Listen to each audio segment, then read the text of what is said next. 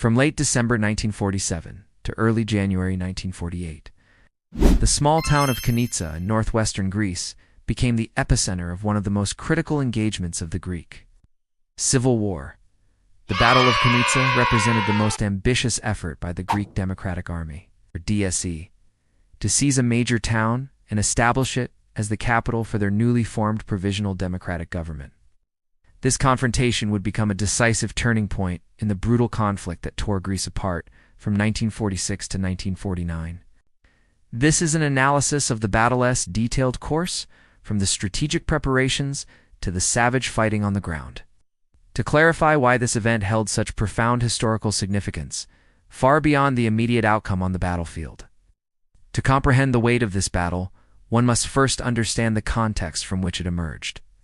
The Greek Civil War was the bloody continuation of deep political schisms that followed the end of World War II, after its liberation from Axis. Occupation in 1944, Greece descended into a maelstrom of violence.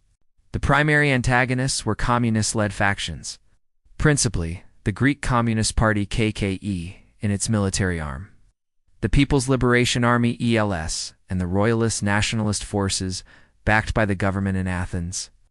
The 1945 Treaty of Varkiza led to the disarming of ELS, but a subsequent wave of right-wing repression drove many former partisans back to the mountains to take up arms once more.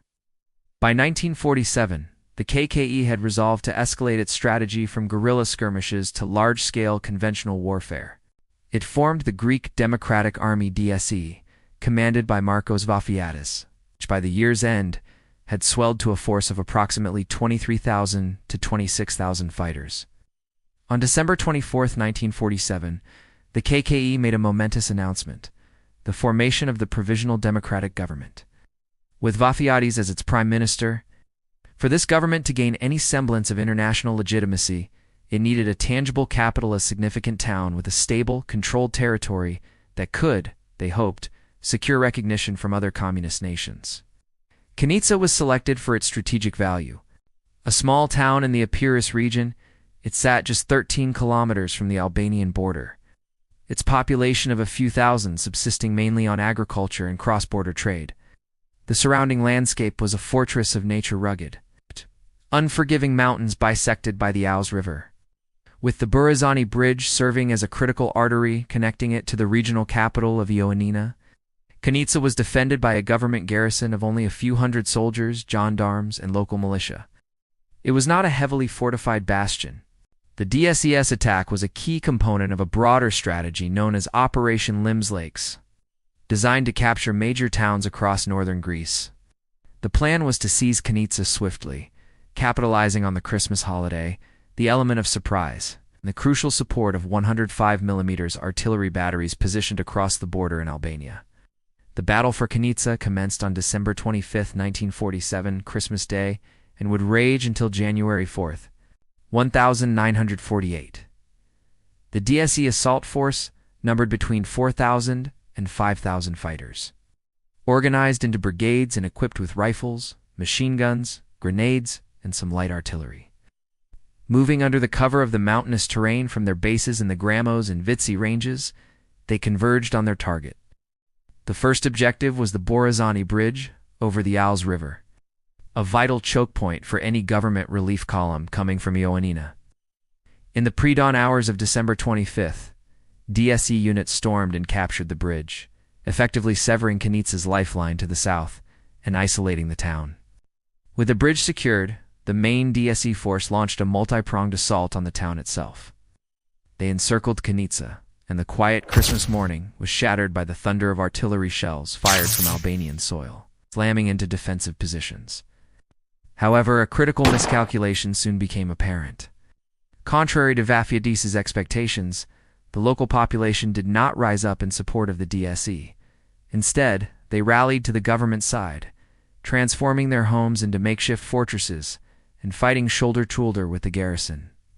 The initial defenders, numbering between 500 and 1,000 men, mounted a ferocious resistance. They fought from fortified buildings and clung tenaciously to the high ground surrounding the town, particularly the hill of Prophet Ilias, a strategic position that commanded a clear view of Konitsa.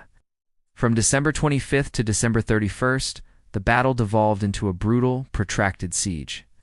The DSE hurled wave after wave of frontal attacks at the town's defenses, desperately trying to seize key high points like Prophet Ilias, but each assault was thrown back by the dogged defenders and the unforgiving terrain. The government, scrambling to respond, resorted to desperate measures. Unarmed civilian DC-3 transport planes were pressed into service, flying directly into a small, contested airfield or airdropping hundreds of soldiers from elite commando units into the heart of the battle. The Hellenic Air Force, though limited in its capabilities, provided critical air support and reconnaissance, strafing DSE positions. The fighting was a meat grinder. House-to-house combat turned the streets into a killing field, and relentless shelling reduced buildings to rubble while terrified civilians huddled in basements. The DSE managed to claw their way into the outskirts of the town, but could not break into its fortified center. While Albanian artillery provided continuous fire support, government forces returned fire and, more importantly, their numbers swelled with each airdrop. By the end of 1947, the government garrison had not only held its ground, but had significantly consolidated its defenses. In the first days of January 1948, the tide turned decisively. Government forces, now reinforced, launched a major counterattack from the south, coordinated assault of infantry and air power. They systematically recaptured lost ground, pushing the DSE back from the town's perimeter. On January 4th, after days of unrelenting combat and having suffered crippling losses, the DSE command accepted the inevitable. They executed an organized withdrawal, pulling their battered units back across the border into Albania to regroup. The defenders had held Konitsa, but the town lay in ruins. The human cost was staggering.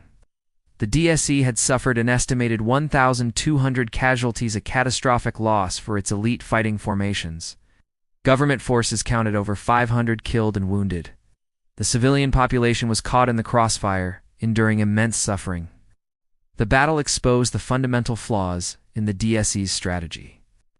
It had attempted to transition from mobile guerrilla tactics to a conventional set-piece battle without the necessary heavy artillery, air superiority, or experience in sustained siege warfare. Conversely, the government forces had leveraged their advantages: rapid reinforcement by air, the fierce support of the local population, and the defensive strength of the terrain. The true importance of the Battle of Konitsa, however, extends far beyond the government's successful defense of a town. From a military standpoint, the defeat was a devastating blow to the DSE. The loss of thousands of its best fighters was a wound from which it would never fully recover. The primary objective, the capture of a capital for the provisional government, had failed spectacularly. Consequently, this government failed to gain any international recognition. Even the Soviet Union and its Eastern European satellites remained wary of granting it. This strategic failure forced the DSE back into a guerrilla war footing, shattering its ambitions of escalating the conflict. For the government forces, the victory was a massive morale booster. It demonstrated their capacity to withstand a major, direct assault and convince their American backers to accelerate aid under the Truman Doctrine. Politically, the battle represented the high-water mark of the DSE's power. The defeat laid bare the KK's limitations, but also paradoxically spurred it toward a final desperate push. The DSE expanded its recruitment efforts, reaching its peak strength of 26,000 fighters in 1948, yet the battle also highlighted the DSE's critical dependence on its cross-border sanctuaries in Yugoslavia and Albania. This dependency would prove fatal. The Tito-Stalin split in 1948 severed the DSE's main artery of support from Yugoslavia, choking off its supply of arms and munitions.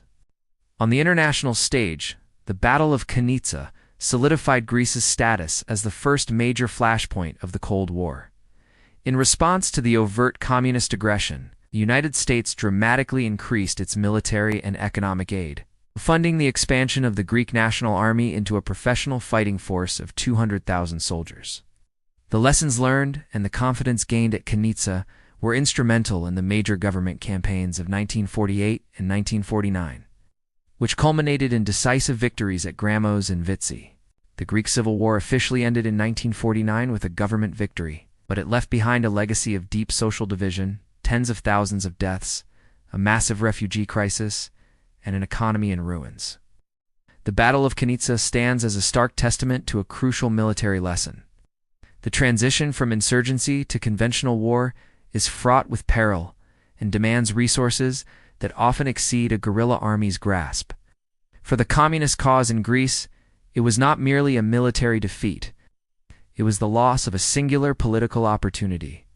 A moment when the tide of the war could have turned, but instead broke upon the rocks of a small mountain town.